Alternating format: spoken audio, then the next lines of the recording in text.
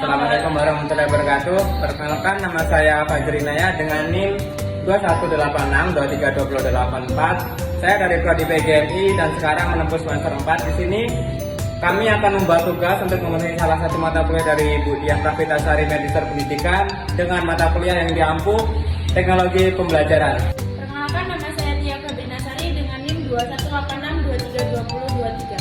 Perkenalkan, nama saya Sadina dengan NIM 2186232048. Perkenalkan, nama saya Luta Fatul Hikmah dengan NIM 21862357. Perkenalkan, nama saya Renita Septiansa dengan nomor NIM 2186232060. Baiklah, di sini kelompok kami akan mengabarkan sebuah video tentang tata surya dengan media pembelajaran audiovisual. Tata surya.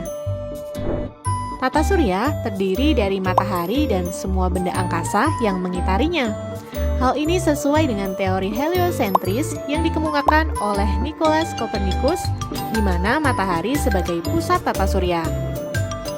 Matahari termasuk bintang karena mampu memancarkan cahayanya sendiri. Benda-benda angkasa yang mengitari matahari adalah planet, asteroid, dan komet. Asteroid terbentuk dari batu luar angkasa yang mengandung sedikit logam dan bergerak mengelilingi matahari. Asteroid berkumpul pada lintasan yang bernama sabuk asteroid. Sedangkan komet disebut juga bintang berekor.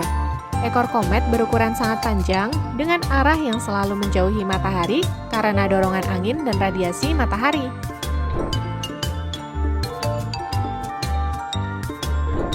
Pecahan asteroid dan komet akan menjadi meteoroid yang melayang bebas dan tidak mengelilingi apapun.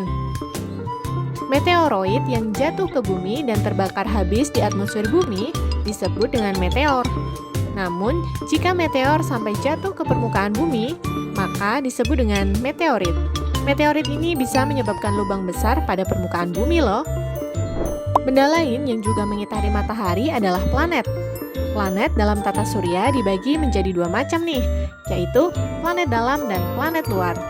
Planet dalam dan planet luar dibatasi dengan sabuk asteroid di antara Mars dan Jupiter. Planet dalam terdiri dari Merkurius, Venus, Bumi, dan Mars yang dekat dengan matahari. Sedangkan planet luar terdiri dari Jupiter, Saturnus, Uranus, dan Neptunus yang jauh dari matahari.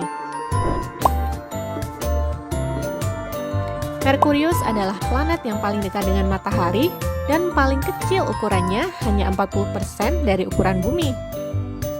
Venus dijuluki juga sebagai bintang fajar dan bintang senja karena terlihat terang dari bumi saat matahari terbit atau tenggelam. Venus juga planet yang paling panas karena hampir seluruh atmosfernya terdiri dari karbon dioksida yang menyebabkan efek rumah kaca. Bumi adalah planet yang kita tempati. Hingga saat ini, hanya planet bumi yang ditemukan memiliki kehidupan. Mars dijuluki sebagai planet merah karena permukaan planetnya mengandung besi oksida yang berwarna kemerahan.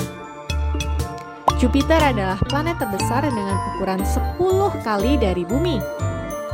Saturnus adalah planet yang memiliki cincin yang tersusun atas debu, kerikil, dan es. Uranus memiliki kemiringan sumbu rotasi mencapai 98 derajat. Karena itu, Uranus terlihat seperti menggelinding saat berotasi. Dan terakhir, Neptunus yang jaraknya paling jauh dari matahari. Setiap planet termasuk bumi berputar pada porosnya. Gerakan ini disebut dengan rotasi. Bumi berputar dari barat ke timur atau berlawanan arah jarum jam. Sumbu rotasi bumi tidak tegak lurus, tetapi sedikit miring sejauh 23,5 derajat. Periode rotasi bumi adalah 24 jam atau 1 hari. Rotasi bumi menyebabkan terjadinya siang dan malam di bumi. Siang dialami oleh wilayah bumi yang menghadap matahari, sebaliknya malam dialami oleh wilayah bumi yang membelakangi matahari. Selain pergantian siang dan malam, rotasi bumi juga menyebabkan hal-hal berikut, di antaranya gerak semu harian matahari, yaitu gerak matahari seolah-olah terbit dari timur dan tenggelam di barat, bentuk bumi yang tidak bulat sempurna, tetapi mampat di bagian kutub dan mengembang di bagian khatulistiwa, serta perbedaan waktu di berbagai negara. Selain rotasi, bumi juga bergerak mengelilingi matahari. Gerakan ini disebut dengan revolusi. Periode revolusi bumi adalah 365,25 hari atau 1 tahun. Revolusi bumi menyebabkan beberapa hal berikut. Di antaranya, gerak semu tahunan matahari, yaitu gerak matahari dari bagian utara bumi ke bagian selatan dan kembali lagi ke utara.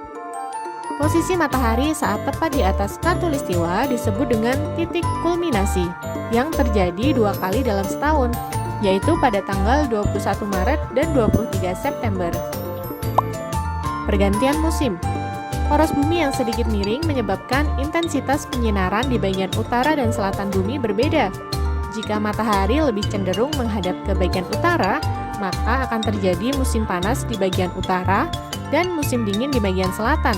Begitupun sebaliknya, saat musim panas, lama waktu siang juga akan lebih panjang. Nah, itulah tadi video di atas tentang tata surya dan juga pemaparan materinya. Nah, untuk kesimpulannya, tata surya memberikan kita banyak sekali ilmu pengetahuan dan pemahaman bagi kita manusia supaya kita bisa mengetahui keberadaan di alam semesta ini. Nah, oleh sebab itu, eksplorasi dan penelitian harus dilakukan supaya kita bisa mengetahui keberadaan benda-benda di angkasa di sekitar kita. Teknologi informasi dan komunikasi yaitu teknologi yang merujuk pada kumpulan alat, perangkat lunak, dan infrastruktur yang digunakan untuk mengumpulkan, menyimpan, memproses, mengirim, dan menerima informasi secara digital. Teknologi informasi dan komunikasi berperan penting dalam memfasilitasi pertukaran informasi dan komunikasi antara individu, organisasi, dan masyarakat secara luas. Teknologi informasi dan komunikasi memiliki dampak yang signifikan dalam berbagai bidang, termasuk komunikasi, bisnis, pendidikan, hiburan, dan kesehatan. Teknologi informasi dan komunikasi telah memungkinkan pertukaran informasi yang lebih cepat, efisiensi operasional yang lebih tinggi, aksesibilitas informasi yang lebih baik, dan kolaborasi yang lebih mudah di antara individu dan organisasi di seluruh dunia. Fungsi dari teknologi informasi dan komunikasi yaitu yang pertama, untuk mendukung proses pengiriman dan penerimaan informasi, yang kedua sebagai alat komunikasi, yang ketiga untuk mengolah dan menyimpan data, dan yang terakhir yaitu untuk mengakses informasi. Sumber belajar di sekolah dasar memiliki manfaat yang penting bagi perkembangan dan pendidikan peserta didik. Berikut ini adalah beberapa manfaat secara singkat. Yang pertama, penyediaan materi pembelajaran. Sumber belajar di sekolah dasar seperti buku teks, buku cerita, dan media pembelajaran yang lainnya memberikan materi pembelajaran yang disesuaikan dengan kurikulum. Yang kedua, meningkatkan keterampilan membaca dan menulis. Sumber belajar yang ada di sekolah dasar membantu peserta didik dalam mengembangkan keterampilan membaca dan menulis. Buku-buku cerita dan latihan menulis membantu mereka meningkatkan pemahaman dan ekspresi tulis. Dan yang ketiga yaitu pembentukan keterampilan sosial. Sekolah dasar adalah tempat di mana peserta didik berinteraksi dengan teman sebaya dan guru. Sumber belajar di sekolah dasar memfasilitasi kegiatan kelompok dan kerjasama antar siswa. Adapun beberapa problematika yang mungkin dihadapi oleh guru sekolah dasar dalam penggunaan teknologi informasi dan komunikasi. Beberapa di antaranya yaitu yang pertama, keterbatasan akses dan infrastruktur, yang kedua, kurangnya pelatihan, yang ketiga, kurangnya sumber daya digital, dan yang terakhir yaitu kurangnya integrasi dalam pembelajaran. Baiklah, itu tadi pemaparan materi dari kelompok kami tentang materi tata surya. Kami akhiri. Wassalamualaikum warahmatullahi wabarakatuh.